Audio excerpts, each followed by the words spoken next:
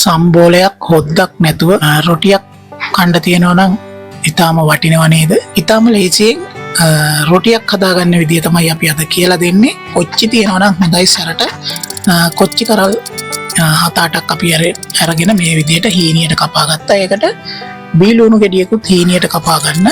කපාගෙන කරපිංචා තියෙනවා නම් කරපිංචා පොඩ්ඩකුත් දාගන්න හීනියට කපලා පිටි අනා ගන්න පුළුවන් භාජනයක් අරගෙන ඒකට ලුණු කුඩු ටිකක් දාලා ඉස්සෙල්ලා අපි කපාගත්ත අමු මිරිස් කොච්චි හරි පොල් බෑයක විතර පොල් ගාලා ඒවත් දාගෙන හොඳට කලවම් කරගන්න. ඊට පස්සේ ඒ මැදට පිටි ටික දාලා පිටි ටිකත් හොඳට අනා ගන්න. පිටි මෝලියක් විදියට හදාගන්න. මේ අපි හදන විදියට පිළිවෙලට හදාගන්න. හොදිමකුත් නැතුව රසට රොටිය කන්න පුළුවන්. ඉතින් මේ විදියට රොටිය හදලා බලන්න.